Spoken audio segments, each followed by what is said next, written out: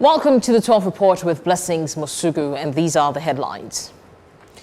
Organized labor gives federal government Friday deadline to release funds for outstanding wage awards. Unical nursing students protest omission of over 200 students from exam schedule and academic records. Former U.S. President Bill Clinton to testify in Epstein probe as new photos surface. We have our reporters stationed in different parts of the country and beyond. We have Sagir Ibrahim and Joshua Imirai joining from Abuja, while Austin Azu joins from Delta State. We've got the details in a moment.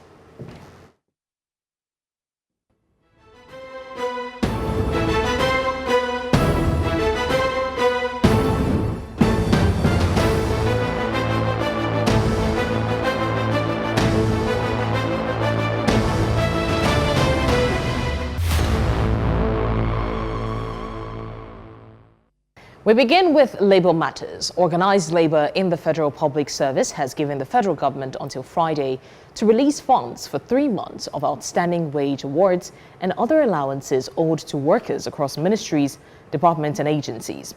The Joint National Public Service Negotiating Council, trade union side, conveyed the ultimatum in a letter to the Federal Ministry of Labor and Employment. It warned that failure to meet the February 27, 2026 deadline would prompt action by the 8 unions in the civil service. Union leaders accuse the government of withholding funds, stating that payment agencies are ready to process salaries once the Ministry of Finance disburses the required amount. The dispute dates back more than 2 years to the approval of a 70,000 naira minimum wage following fuel subsidy removal. Labor officials said 3 months remain unpaid since July 2024, increasing tension within the workforce. And to judicial matters, the Federal High Court in Abuja has resumed trial for 9 suspects linked to the June 13, 2025 Yelwata massacre in Benue State, which left over 100 people dead and destroyed several properties. The defendants are Lawal Muhammad, Muhammadu Saidu, Alhaji Haruna Abdullahi, Yakubu Adamu, Muhammad Musa, Abubakar Adamu, Shaibu Ibrahim, Salih Muhammad and Bako Jibrin are accused of raising funds, procuring weapons and mobilizing fighters across states ahead of the attack. We're now joined live at the court by our correspondent, Joshua Imirai, who will be giving us more updates. Joshua, now last time this case came up, the Attorney General of the Federation and Minister of Justice, Lateef Fagbemi, led the prosecution. Can you update us on whether he's still heading the team today?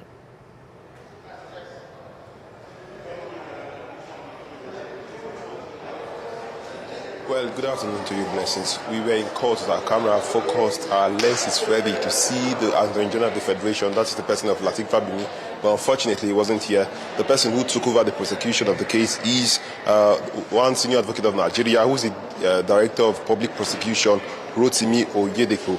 But beyond that, what happened today was that the first prosecution witness was brought to court to testify and was being led in evidence by Rotimi Oyedepo. And the first prosecution witness, who is a team leader with the IRT, who is in the name CSP Moses Paul, testified in evidence of how some of the defendants conspired to perpetrate the dastard act that was unleashed on Yelwata, that is on 13th June 2025. And these are his testimonies. He said that on the 13th of June 2025, they heard of the news and they were swiftly mobilized to touch down Yelwata and investigate that occurrence that threw the nation in panic. And from the intel they uncovered was that over 200 armed men invaded Yelwata. Initially, the attack was supposed to be for Daudu, a neighboring town to Yelwata, but they were repelled by some of the community members, where they moved to Yelwata and killed over 200 persons, allegedly. And he said from the attack, it was discovered that prior to that attack, a meeting was held by some of the Ardos. Ardo in English language means chief of some of the Fulani settlers in Nasarawa and Benue, where they lamented of how they were being treated and their cows killed, and they even say that some of their sons were killed in the process. So they were more or less like a disgruntled number of persons who gathered to find a lasting solution to what they describe as unfair treatment by some residents in Benue. As they commissioned this attack, Now, this was what testified on that. They had a meeting in one Ardo Lawal Mohammed, where all chiefs participated, and they were levied to contribute monies to revenge, like he said. And he said that they conspired, they received several money, they were levied, and they actually purchased weapons, rounds of ammunition, where they even contracted for the invasion that led to the demise of so many people in Yelwata in Benue State. Now, when he was examined, he testified that they had prior meetings to that time, and that these individuals also were in the know of what they were doing. It was more of a retaliatory attack over the loss of some of their cows and some of their sons, who they say were killed in the process. Earlier on, there was a bit of procedural issues where the court had to rule that the court will not take any applications or the objection or perhaps bail a request until the trial has commenced. So this is where we are, and the court adjourned till tomorrow for continuation of trial for the further examination in chief of the prosecution witness, who is PW1 in the name of CSP Moses Paul. Blessings. All right, Jeffrey Epstein there, giving us an update on the Yelwata massacre. News Central is still very much on standby in court to find out how this development unfolds. Away from that now, the Joint Admissions and Matriculation Board has announced a revenue target of 23.8 billion naira for the 2026 fiscal year, a 4 billion naira increase from the board's 2025 revenue projections. Appearing before the Senate Committee on Tertiary Institutions and TED Fund, the representative of the registrar, Muftal Bello, stated that the board plans to remit 6 billion naira into the federal government coffers from its total earnings. The board also provided a review of its 2025 fiscal performance, noting that it generated 18.5 billion naira in the outgoing year, out of which 4 billion naira was remitted to the Federation account as an operating surplus. We have budgeted 19.8 billion, while our actual performance was 18.5 billion. For the personnel, the government planned to pay our salary to the tune of 6.6 billion. Eventually, we were paid about 5.7 billion. You have to improve, because year in, year out, some of the enrollment are finding it difficult in the universities and other tertiary institutions. I don't know whether you intend to make more approaches in terms of facilities and centers equitably. Maybe geopolitical zone, or maybe every senatorial district should be able to have a center, or maybe if every local government will be able to have a center. I think this is the money they are paying for their JAM exams. And you keep on increasing them. Don't you think it's time for you to slow down with the type of money you charge all these our children, some of whom are very poor? They can hardly make it. In the meantime, you're live with us on the 12 Report. We go on a short break now, and when we come back, we've got more stories. Stay with us.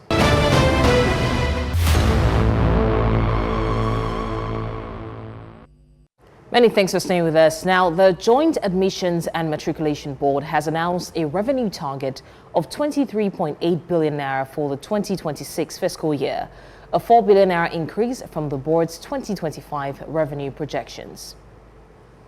Our correspondent, Sagir Ibrahim, joins us now to give us more updates. Sagir, now, while JAM is targeting higher revenue, lawmakers are asking for a reduction in exam fees. Did the board give any indication that there will be a further price drop without affecting their 23 billion naira target?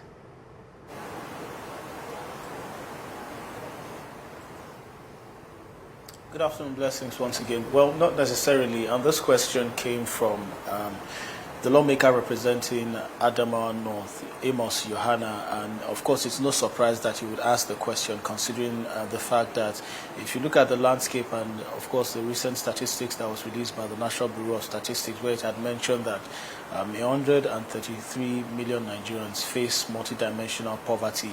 Out of that percentage, a high number comes from the Northeast, which is the region where he comes from. And the expectation is, because he's a representative of his people, he would want any avenue that could lead to his constituents being able to afford access to education, and of course in this case universal tertiary matriculation examinations, because of the sensitivity of that to cross over to tertiary institutions. But then the response that was given by JAMB is that in this current dispensation, as a matter of fact, the JAMB, the price for the registration, the cost for the registration of JAMB has not increased. The JAMB UTME examination has not increased. In fact, it had reduced from the initial amount of 5,000 naira that it used to be to around 3,500 naira that it is at the moment. So as far as a further reduction in the price goes, well, there was no indication to that effect, and if that would happen, I guess I would have to wait and find out. Blessings. So with the increase to 1,000 examination centers, how does the board then plan to address the recurring issues of technical glitches and power failures that have trailed, the previous computer-based tests?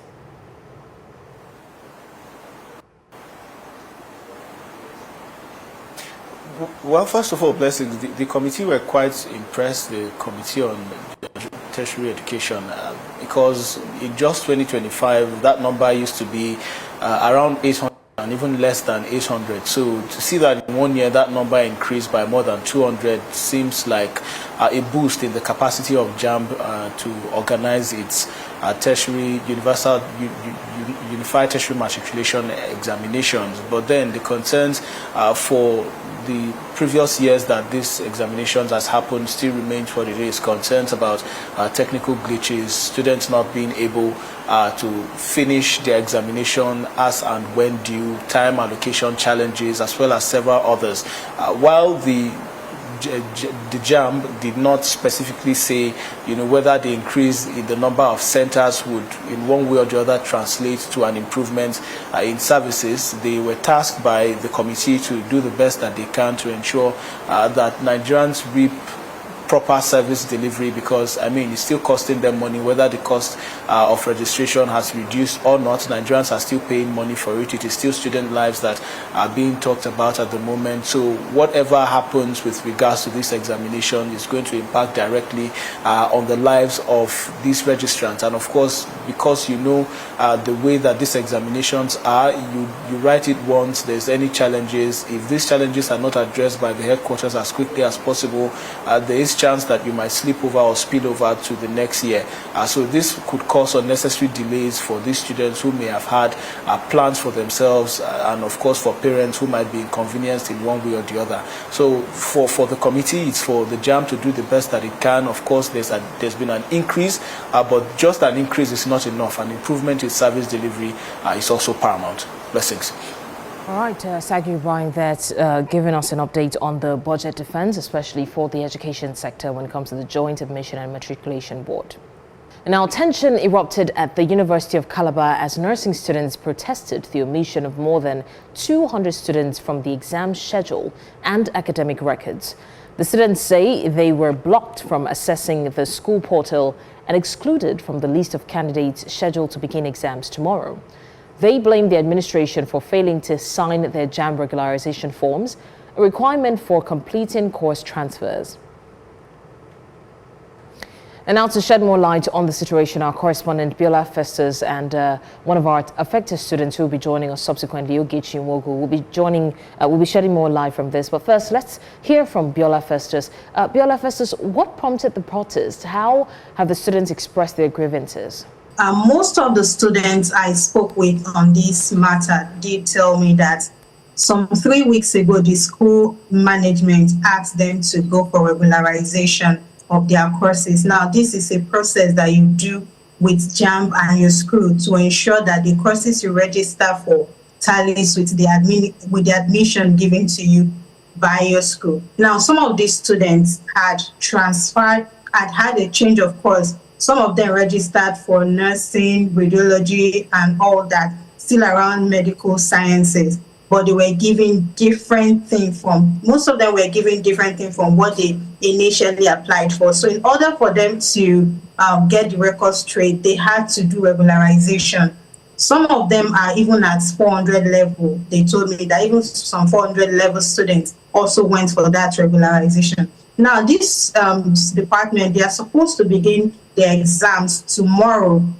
These students that are protesting now told me that they went to the school portal and, of course, to their department to check their names on the list of students that are eligible for the examination, but they couldn't find their names there. So that was what prompted them protesting. So when I asked them, has the school communicated with you officially, telling you the reasons for omitting your name on this list? They said the school is yet to tell them anything. However, when they protested, they also told me that the school admin told them that they had better gone to pick up JAM forms. So some of them I know are also picking up JAM forms already to begin another process of gaining admission. Meanwhile, these are 200 level students of that institution. All right, BLF Estes is still with us, but in the meantime, we would also be joined by one of the affected students, Ogechi Nwogu, who would tell us what exactly has been happening. Ogechi, has the school management communicated to the affected students at all? Okay, unfortunately, we're struggling to hear Ogechi, but we're working on re-establishing audio connection. In the meantime, let's go back to our correspondent, Biola Festus. Biola Festus, how has the university management responded to the allegations of negligence, especially? Well, we gathered from news sources, but I have not been able to independently confirm. The school management responded that some of the students were not legally admitted into the school, while others did not complete their admission process. But these students have also argued that they have done verifications from the school. They had paid their school fees year 1, year 2. Each semester they kept paying school fees, and they also did verification in their departmental verifications, and they've argued that if they were not actually admitted into the university, how then were they paying their fees to the institution? How then were they verified on the school's department? So all of these questions have continued to surround this situation. Now, let's also remember that last year, same institution, University of Calabar, had a similar issue where some students, their admissions were withdrawn on the basis that the school had exceeded its limits. This was at some levels, 400, 300 levels, and the students had to be transferred to another institutions, such as University of Port Harcourt, River State University, I beg your pardon. So these students that are currently protesting are also saying the management could consider them and transfer them. In fact, they are alleging that this is a management problem. The University of Calabar recently got a new head in the administration. So they are saying the old one should liaise with the new one to fine-tune things so that they will not be the one bearing the brunt of this administration's deficits. Blessing. All right, Biola Festus, also very quickly, are there any indications that these affected students will eventually be allowed to write their exams on schedule? The exams was supposed to begin today, they told me, but somehow the management moved it to tomorrow. So tomorrow exams are beginning, but these students' names are yet to be on the list of eligible students for that examination. So I fear they will be able to be part of that examination. And some of them, I heard, are also struggling to pick up JAM form, and JAM registration is expected to come to an end tomorrow here. All right, Biola Festus there with the update on Unicall demonstration. And we still have one of the affected students, Ogechi. We're hoping that we'll be able to hear from her right after this break. You're still live with us on the 12th Report. When we come back, we've got more stories. Do stay with us.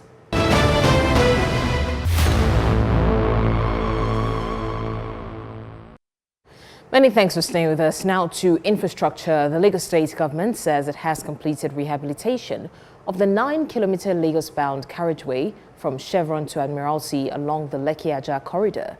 According to the Ministry of Transportation, the stretch is part of a wider 28-kilometer upgrade from the Lekki-Ajah bridge to Admiralty on both carriageways, being executed in phases to ease traffic disruption.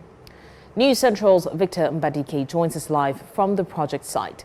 Now, Victor, what immediate impact should commuters be expecting from this?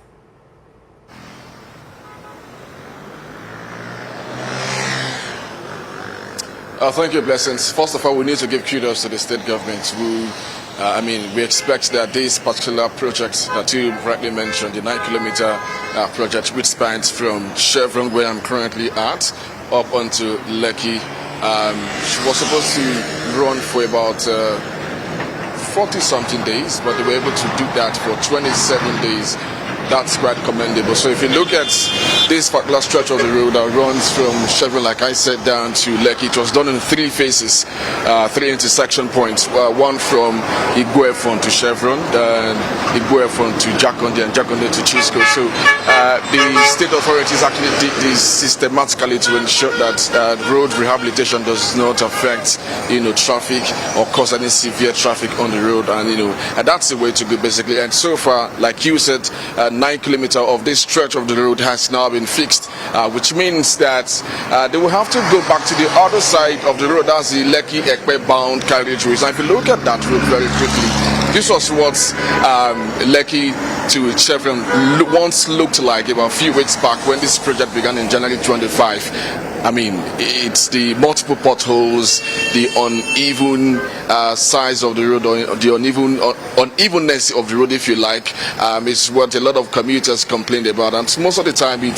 damages their vehicles, causes severe traffic, and all of that. So we expect that the government will begin work earnestly on this carriageway. We don't know exactly when yet, but we do understand that it's going to commence as soon as possible. After all, the 9-kilometer stretch of this road from from Chevron, I beg your pardon, down to Lekki has been done, has been fixed.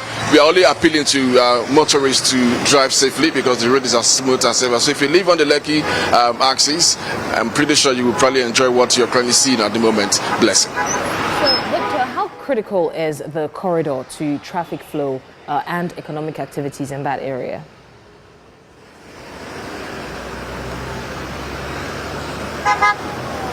Absolutely. Well, you see, the Lekki-Ajah Expressway, or the Lekki-Ekpe Expressway, if you like, is home to estates. It's a growing community, and you expect that thousands of commuters use this road on a daily basis, which means that there's this rapid movement of goods and services on this axis, and you expect that government pay some kind of attention also to this road, just like every other roads in Lagos. So again, if you're talking about the economic basis of the state, you should begin to mention places or axes like the Lekki-Ekpe Expressway, because of the rapid movement of goods and services, because of how fast-paced this community is growing. So you expect that the road should be fixed, because when roads are properly fixed, when we have good roads, you expect that there is going to be some kind of development and growth in that community. Businessmen and women will continue to throng in such areas. Investors will think about coming here as well. So it's important for the state government to do what they are currently doing. Again, do not forget that we don't have to wait until the roads actually get so bad to the point where vehicles can't even move at all. Sometime late last year, there was a serious testing carried out on these roads, and they realized that if something is not done drastically on time, it will become unmotorable, and that's why we're having this project going on. Initially, it began with the scraping up of the surface, which we saw earlier in January, and now this road has now been fixed, and then they will now move to the other side. The Lekki-Ekpe bound carriage will now, the same surgical operation will also be carried out or replicated on this part of the axis. So it's a beautiful one by the government. So hopefully residents will, save travel time. Imagine spending 2-3 hours in traffic just because the roads are bad. So that will no longer be the way or be the story if this Lekki-Ekpe bound is also replicated, just like we have Lekki to Chevron, done. So it's going to save travel time. It's going to sort issues of multiple potholes, sort issues, even even poor drainage system. The rain should be coming soon, blessings, and to expect that, because once the roads are fixed, there would definitely be avenues for water floods to flow through, because they're struggling to make such provisions as well. So some of these things are what the communities, residents are asking government to do, and they are doing that gradually. So where we need to praise them, we will praise them. Where we need to knock their heads, we will surely knock their heads. Blessings. Mbadike there, bringing the update on the Chevron Admiralty rehabilitation in the road infrastructure in Nigeria. Now, to security matters, normalcy has been restored back to Jos Bukuru Township area after seeming tension in some locations in the area. This followed last Sunday night attack in Dorowa Babuje and Rop, Barkinladi and Riyom local government areas of Plateau State. The Plateau State Commissioner of Police, Bassi Ewa, while reassuring residents of the return of peace during a press briefing at the State Police Headquarters in Jos, dispelled rumors of a retaliatory attack which left 4 people dead. News Central's Chizoba Anyowe tells us more.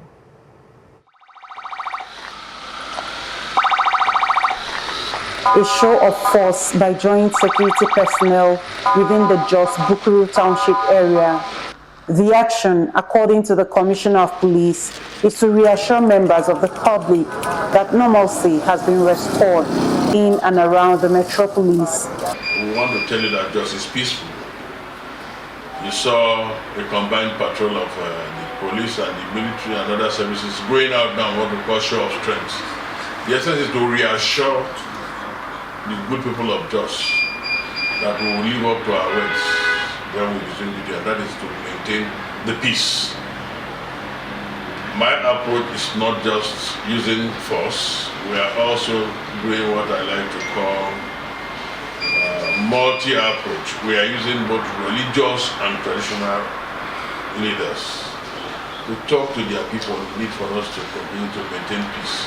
Regarding rumors making the rounds that 4 people lost their lives following retaliatory attacks, the Commissioner of Police, Bassi Ewa, dispelled them as false. This is essentially to dispel the rumor that 4 people were killed in that area and thrown into a pit. I was there this morning myself at 0800 hours. I met my men on the ground. My DPO has personally gone around. My intelligence team has also gone around.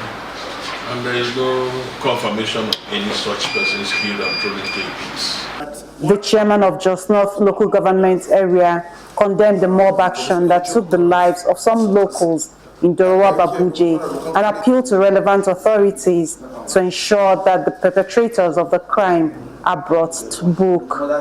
He urged members of the public to shun actions that promote religious division while putting their trust in security agencies to carry out their duties in ensuring sustainable peace in the area. We condemn that action in strongest terms, and we want to thank His Excellency for also taking proactive measures to ensure that the perpetrators are searched, the perpetrators are found wherever they are. We want to encourage and appeal on behalf of our communities in Jos North local government that the perpetrators of this act should be fished out. The perpetrators of this act, when found, they should be made to face justice, because no one has the right to take anybody's life.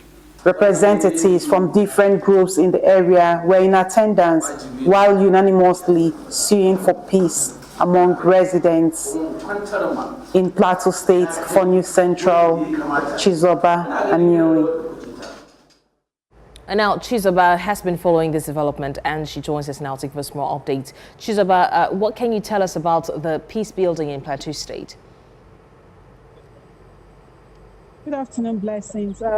It's been a situation that has been on the front burner in Plateau State now. In fact, the peace in the state is being managed as much as possible by all state key actors in this regard concerning the security of both lives and property. Of course, it's no longer news what has been happening in the state in the past 3, 4, 5 days now. So it's proactive measures that everybody's trying to put in place now to ensure that it does not degenerate into something else. If you follow the trend of what has been happening in the state in some years past, you know that any little thing that may be a trigger to insecurity in any part of the state is not really taken as a joke. So late yesterday evening, there was a circular from the Plateau State Traders and Marketers Association that the traders should not come out for normal business activities today, being Thursday, just for them to show solidarity and mourn some of their members that were victims of the Sunday night attack in Barkin-Ladi local government area, of course, in the state. But because from antecedents, when things like this happen, you get to see some young people taking advantage of that situation to cause mayhem, to loot shops and all of those. And usually it doesn't end well. It ends in crisis, attacks and counter-attacks. So after that, the chairman of the local government area, that is Just North, in the person of Mr. John Christopher, issued another letter asking that people should come to the round table, people should go about their lawful businesses, open up shops, do your normal businesses, instead of giving some hoodlums, so to speak, the opportunity to cause mayhem. And so, good enough, the association, the Traders Association, gave heed to this call, and that is why you can see behind me, business activities are going on right here at the Jos Terminus main market. Usually would have been something else by now. So I have the chairman of this association, the Traders and Marketers Association in the state, but he is under the Abuja market in Jos here to give us just a brief of what this would have been or what this is. So his name is Mr. Adam Abu Wahab. So he'll tell us a brief now about it. So tell us. Thank you so much for the opportunity. Actually, what's at stake is that, like everyone knows, that we've got some kind issue of maybe the skirmishes that maybe happens along the way, which affected some traders. Just on their way to so yes, a meeting was held to the solidarity negotiation so that maybe today the court has solidarity day for them in the expense of hours. They are taking comes road with the family, and we have a delegation to go and meet them so that they will afford them and but unfortunately government from the government side look at that the person not generating petition because all these bad boys they may want to take the opportunity maybe to cause a different thing entirely. So maybe we are trying to solidarity from that when they will take it to the country and start meeting to push over. So when this is chairman of local government, the person of that taking all attention to it, so to resolve that maybe let all of us go back to our business for now. And for now, I think some of our people are saying because once you really control with those people and they go to the time to go and sympathize with them. Thank you. Thank you very much. I spoke with some traders earlier on, and they said they are commending your association for giving heed to this. If not, it would have been something else right now. The Commissioner of Police in the state 2 days ago, even yesterday, had some meetings with the pressmen and key stakeholders. And what they were asking for is that everybody should just soft pedal, so to speak, so that this peace will be sustained. So I think this is kudos to your association, and they are asking that you keep this up. Thank you so much. The trader is always the trader. That's why your religion, tribal, this thing doesn't really happen. Once you're a trader, you want to do it. And the human sanctity is supposed to be one of the uppermost things in life. And so any person that will come out and take somebody's life, you know that that person is checking very well. So being a trader, we have to protect the interests of our members. At the same time, being human beings, just we are always working towards that and make sure that's the one in the middle. And we try to commit the security agents too, because they don't look different. The police are Thank you very much, sir. Lessons for you heard it. I mean, everybody's enjoying the peace in the state at the moment, and everybody, of course, hopes it continues. I can see around me, Agada, if you can pan, there are security agencies around from the Nigeria Police Force, from the Nigerian Army, Operation Enduring Peace, from the Civil Defense, the state-owned security All right, Chizoba, anyway, if you can hear me, that was the update on the peace-building effort in Plateau State, where the police have reassured the residents, and we can see that she spoke with one of the guests as well. You're still live with us on the 12 Report. We go on a short break, and when we come back, we've got more stories. Do stay with us.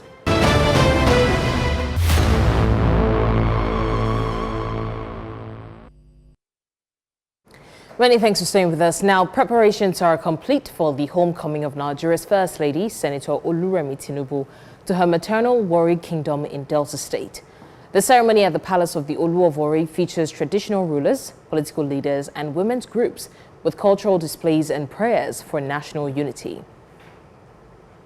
News Central's correspondent Austin Azu is currently on standby to bring us live updates. Austin, what can you tell us about this homecoming that we're witnessing now? Of course, the homecoming of Her Excellency, the First Lady of Nigeria, Senator Oluremi Tinubu, is being expected here at the Palace Grounds of the Olu of Warri. All right, behind me you can see the array of cultural display by the Shekiri Nation, and here is Agog already. And of course, one could say that yes, it's indeed a carnival session, and this kind of event took place many years ago during the Midwestern region, where you have Awolowo who visited the Olu then. But however, because of words of time, we have Chief Lawrence here. Chief Lawrence, I know the noise is quite high.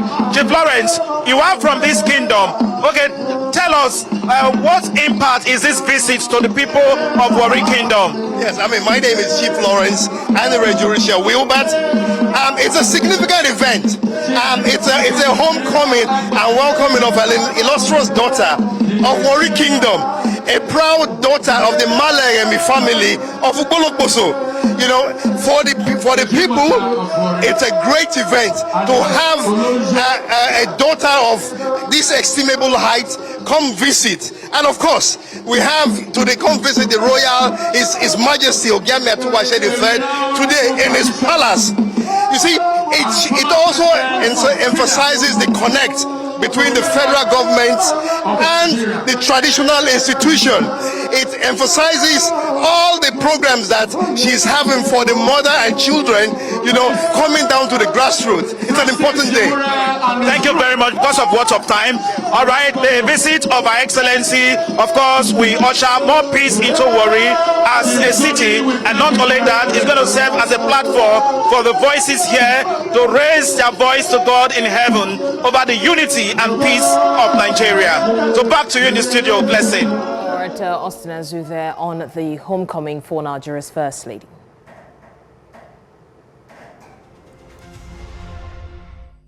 Now, outside Africa, newly released photographs from the U.S. Justice Department's investigation into convicted sex offender Jeffrey Epstein include images of former President Bill Clinton. The images form part of evidence gathered in the high-profile probe involving Epstein and his associate, Ghislaine Maxwell.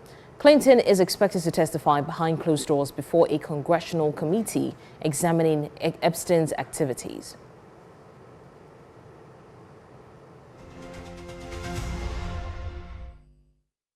Now, a recent report by Sapien Labs under the Global Mind Project placed several African countries at the top of a global youth mind health ranking, and Nigeria sits right near the top.